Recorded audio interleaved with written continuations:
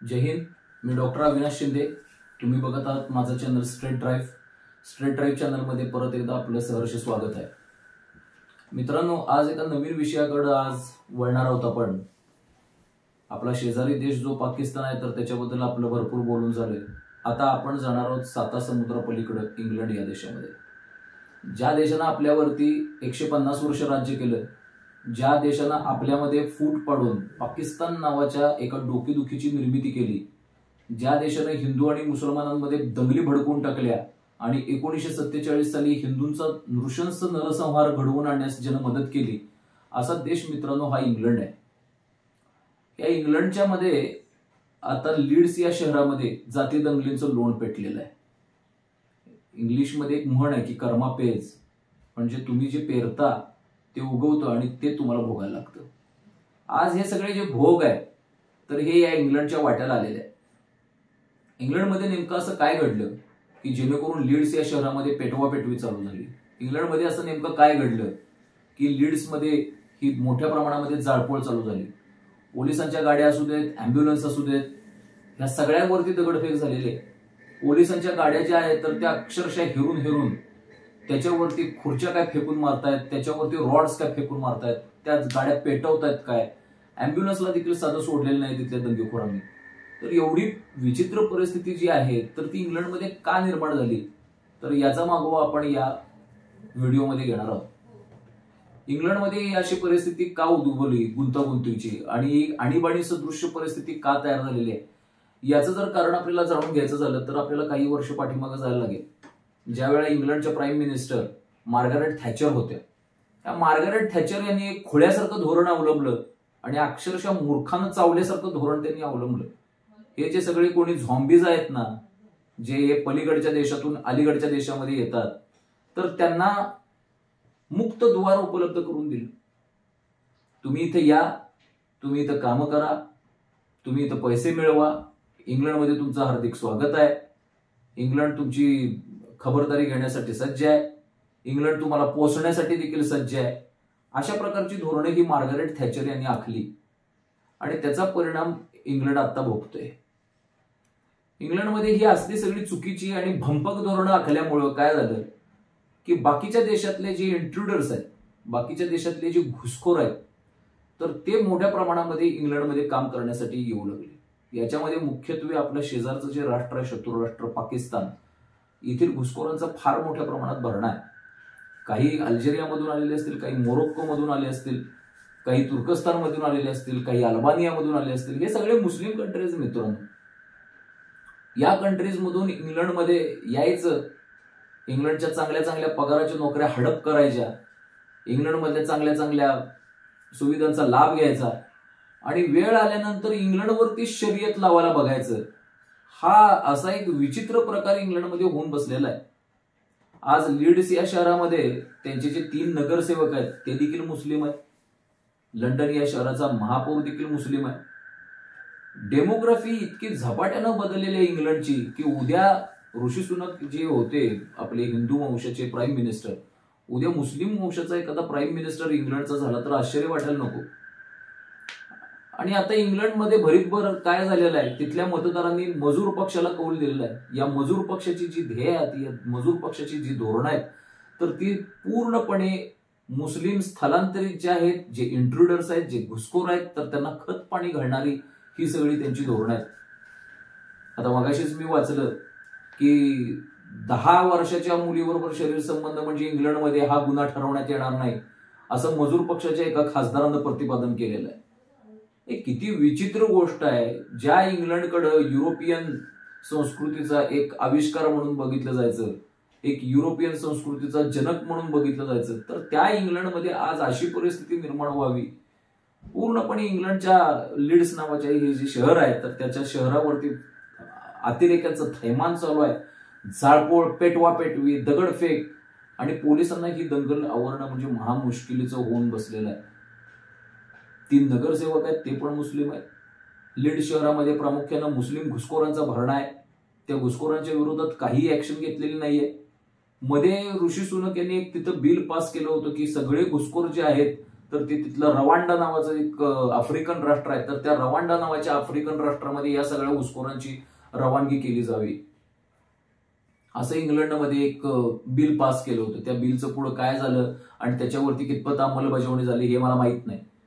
परंतु मुळात काय आहे की मुळात तुम्ही शहरामध्ये तुमच्या देशामध्ये घुसखोरांना फार मोठ्या प्रमाणात स्थान देता आणि नंतर ते घुसखोर दंगा करायला लागले की तुम्ही त्यांना डिपोर्ट करायचा प्रयत्न करता. हे खरं म्हणजे मुळात हास्यास्पद धोरण आहे.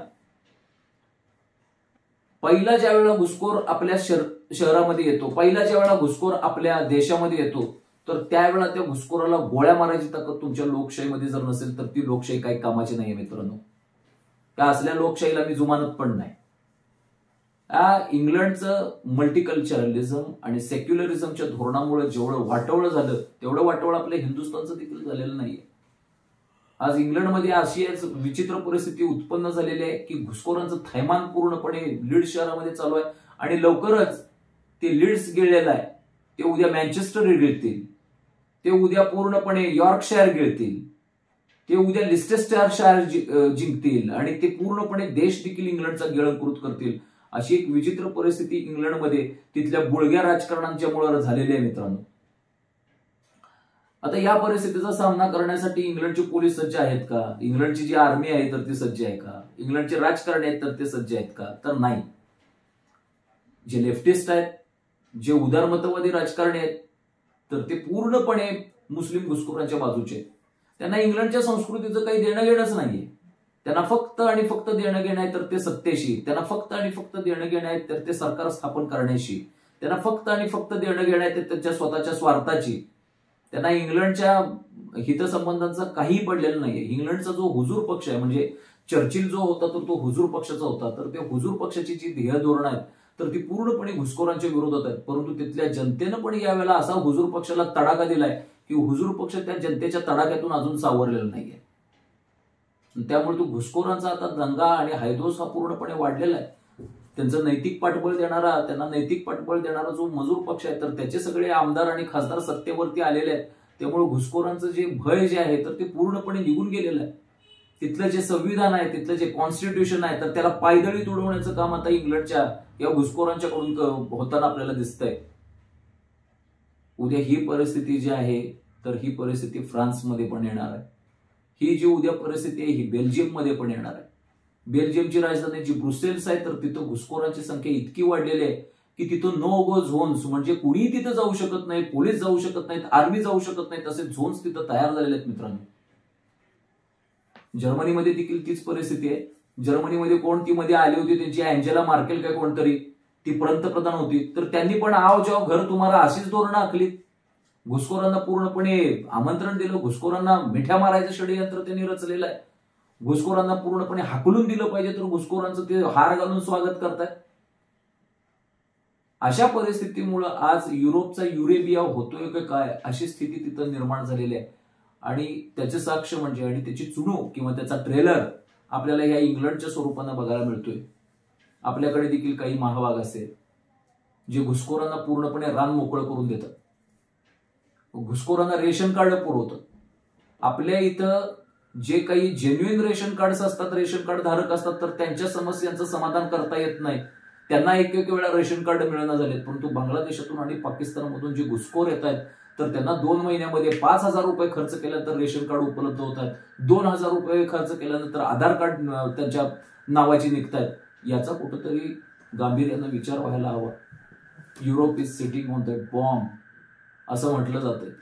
Europe is sitting on an Islamic bomb असं देखील म्हटलं जातंय. कारण हे जे सगळे घुसखोर आहेत तर ते प्रामुख्याने मुस्लिम आहेत. फ्रान्समधले घुसखोर असतील, बेल्जियममधले घुसखोर असतील, इंग्लंडमध्ये घुसखोर असतील, हॉलंडमध्ये घुसखोर असतील, युरोपमधलं पोलंड नावाचं जे राष्ट्र आहे तर त्यांनी जी ध्येय धोरणं जी अवलंबलेली आहेत तर ती पूर्णपणे घुसखोरांच्या विरोधातली ध्येय धोरण आहेत. त्यांनी स्वतः धोरण सांगितलेलं आहे, आमचं धोरण एकच आहे, एका देखील घुसखोराला पोलंडमध्ये प्रवेश मिळणार नाही. त्यामुळे पोलंड जो आहे तर तो अशा जाती दंगलीपासून दूर आहे मित्रांनो. बाकीचे जे सगळे राष्ट्र आहेत तर ती ह्या सगळ्या मुस्लिम घुसखोराच्या प्रश्नांना बळी पडलेले आहेत आणि हा भस्मासूर जो आहे तर तो त्यांना कधीही गिळेल अशी परिस्थिती निर्माण झालेली आहे. वाढत्या लोकसंख्येचा भस्मासूर, त्याच्यानंतर बेरोजगारी आणि गुन्हेगारीचा भस्मासूर, याच्यामुळे इंग्लंडसह बाकीची सगळी जी युरोपीय राष्ट्र आहेत तर ती पूर्णपणे आता पोखरली जात आहेत. आणि एका लोकसंख्या वाढीच्या आणि लोकसंख्या वाढीचा जो विस्फोट म्हणतो आपण त्याला, विशिष्ट धर्माच्या लोकसंख्या वाढ जर आहे तर ती चांगली गोष्ट आहे, परंतु ती लोकसंख्या वाढ जी आहे तर ती सर्वच धर्मियांची समप्रमाणात व्हायला पाहिजे. परंतु एकाच जर धर्मियांची लोकसंख्या जर वाढत असेल तर ती सगळ्या जगाच्या दृष्टिकोनातून एक धोक्याची घंटा आहे. मित्रांनो, आपल्या हिंदुस्थानच्या बाबतीत देखील आपल्याला असं म्हणता येईल की जहा जहा हिंदू बटा है वहां वहां पे देश कटा है. काश्मीरमध्ये हिंदूंची लोकसंख्या कमी झाली, काश्मीर आपल्या हातातून जाते की काय अशी परिस्थिती तयार झाली. काश्मीर जे आज आपल्यामध्ये आहे तर ते पूर्ण इंडियन आर्मीमुळे आहे. तर त्यामुळे मित्रांनो, या घुसखोरांचा जो प्रश्न आहे तर तो अत्यंत ऐरणीवरती येऊन ठेपलेला आहे. युरोपमध्ये आता काही दिवसांनी नंगानाच चालू होईल. युरोपमध्ये मोठ्या प्रमाणामध्ये जातीय विध्वंस चालू होईल, जातीय दंगली चालू होतील, ज्याची चुणूक आपल्याला परवा दिवशी फ्रान्समध्ये बघायला मिळाली, ज्याचं ट्रेलर आपल्याला आता या इंग्लंडच्या लीड्स शहरामध्ये बघायला मिळाला. या सगळ्याचं भवितव्य काय तर तिसऱ्या महायुद्धाकडे जगाची वाटचाल, हे या सगळ्याचं भवितव्य आहे. दुसऱ्या महायुद्धापेक्षा आणि पहिल्या महायुद्धापेक्षा तिसरं महायुद्ध हे भयानक असणार आहे. मला एक प्रश्न इथं उपस्थित करावासा वाटतोय की हे जे घुसखोर आहेत, जे मोरोक्को मधले असतील किंवा अल्जेरिया मधले असतील किंवा तुर्कस्तान मधले असतील, अल्बानिया मधले असतील, हे तिथल्या देशातल्या विचित्र परिस्थितीला कंटाळून, पाकिस्तान मधले पण असतील, ते तिथल्या देशातल्या विशिष्ट परिस्थितीला कंटाळून हे युरोपमध्ये येत आहेत काय? ते तिथल्या अराजकतेला कंटाळूनच तिथे युरोपमध्ये आलेले असतात, त्यांच्या संस्कृतीला भुलून ते तिथं आलेले असतात. आणि तिथं आल्यानंतर परत मागणी करायची की शर्यतनुसार आमचं सगळं संविधान पाहिजे आणि हे संविधान आम्ही बदलणार आहोत आणि हे शर्यतनुसार चालणारं संविधान आम्ही करणार आहोत, कारण आमची संख्या आता पूर्णपणे वाढलेली आहे. हा जो मुद्दा आहे तर तो तुम्हाला कळेनासा झालाय मित्रांनो. यांना उदारमतवादी धोरणानं किंवा मानवतावादी दृष्टिकोनातून यांना आश्रय द्यावा, त्यांच्यावरती उपकार करावे, तर हे उद्या आमच्यावरतीच उलटणार आहेत. यांना ह्युमॅनिटीच्या भावनेतनं जर सहकार्य करायचं म्हटलं तर हे उद्या सापासारखे ज्यानं दूध पाजलं तर त्यालाच दंश करायला पाठीमागं पुढे बघणार नाहीये. ज्या समाजानं त्यांना आश्रय दिला तर त्या समाजालाच हे उद्या मुस्लिम हो म्हणणार आणि शर्यतचं आहे तर ते तुमच्यावरती थोपवणार. तर त्याच्यामुळे या लोकांना आश्रय द्यायचा का नाही असा जर मतप्रवाह युरोपामध्ये जर पुढे आला तर उद्या आश्चर्य वाटायला नको. आज पोलंडनं ती पहिली स्टेप उचललेली आहे, उद्या जर्मनी देखील पहिली स्टेप उचलण्याच्या पवित्रत आहे. हॉलंडमध्ये देखील अशी विचारसरणी जोर धरू लागले आणि हळूहळू करत करत युरोपमध्ये अति उजव्या पक्षांचा उदय होण्याची शक्यता आहे आणि तेच सगळ्यांना मारक ठरणार आहे. कारण ज्या वेळेला नाझिझमचा उदय झाला, ज्या वेळेला फॅसिझमचा उदय झाला, त्यावेळेला दुसऱ्या महायुद्धाला भडका मिळाला आणि भडकवणारं ते एक निमित्त मिळालं, दुसरं महायुद्ध चालू झालं. तर तशी परिस्थिती निर्माण होऊन ह्या जी वात आहे तर त्या वातीला आता बत्ती मिळालेली आहे आणि ही तोफ कधी पण भडका उडण्याची शक्यता आहे या तोफेचा, आणि या बॉम्बचा जो भडका उडण्याची कधी पण शक्यता आहे. त्यामुळं न्यूटनचा एक तिसरा लॉ म्हणतो आपण, तिसरा नियम न्यूटनचा, की every reaction has equal and opposite every action has equal and opposite reaction असं आपण जे म्हणतो. क्रियेला प्रतिक्रियेनं उत्तर द्यावंच लागतं. तर त्या पद्धतीने हे जे कोणी इंट्रुडर्स आहेत, हे जे कोणी घुसखोर आहेत, हे ज्या पद्धतीने शर्यत आणण्याची भाषा करतायत तर त्यांना चोख प्रत्युत्तर हे युरोपियन मूळ माणसांच्याकडून दिलं जाईल आणि त्याच्यातूनच एक भडका उडेल, त्याच्यातूनच एक तिसरं महायुद्ध भडकेल अशी शक्यता आणि त्याच्यामध्ये पूर्णपणे मानवजात देखील नष्ट होण्याचा धोका आहे. युरोपाबद्दल बोलावं तेवढं कमीच आहे, परंतु त्याच्यापासून आपल्या भारतीय गव्हर्नमेंटनं काय शिकलं पाहिजे, आपल्या भारतातल्या लोकांनी काय शिकलं पाहिजे. तर भारतीय गव्हर्नमेंटनं, भारतीय सरकारनं असं शिकलं पाहिजे की कुठल्याही घुसखोराच्या बाबतीत झिरो टॉलरन्स हे धोरण. कोण जरी घुसखोर असेल तो कुठच्याही जाती धर्माचा असू दे, त्याला गोळ्या घालण्याचे आदेश. झिरो टॉलरन्सचं धोरण म्हणजे काय तर कधी तुम्ही कुठल्याही प्रकारची जी सहन करण्याची शक्ती आहे तर ती ज्यावेळेला तुम्ही मर्यादा ओलांडलेली आहे तर त्यावेळेला झिरो टॉलरन्सचं धोरण स्वीकारल्याशिवाय मित्रांनो पर्याय नसतो आणि ते आज भारत सरकारला स्वीकारावं लागेल. परंतु दुर्दैवानं असं घडताना दिसून येत नाहीये. दुर्दैवानं भारताचं सरकार हे घुसखोरांना थोपवण्यासाठी अपयशी ठरतंय. मुंबईसारख्या शहरामध्ये एवढ्या सगळ्या बांगलादेशी घुसखोरांचा प्रश्न आज ऐरणीवरती येऊन ठेपलेला आहे. मुंबईसारख्या शहरामध्ये डेमोग्राफी झपाट्यानं बदलतीये. कोल्हापूर सारख्या शहरामध्ये देखील झपाट्याने डेमोग्राफी आपली बदलायला लागली आहे. हे विशाळगडावरचं जे अतिक्रमण आहे तर ते आता तुमच्या समोरचं मूर्तिमंत उदाहरण आहे. विशाळगडावरचं अतिक्रमण करतात काय, मग उच्च न्यायालय नंतर त्यांना आदेश देतं पावसाळ्यानंतर अतिक्रमण काढा. हा सगळा प्रकार बघितल्यानंतर आपण कुठच्या देशामध्ये राहतो आणि कुठच्या देशामध्ये आपली संस्कृती आता हिंदू संस्कृती जिवंत राहणार आहे, हे प्रश्न मनाला पडतात मित्रांनो.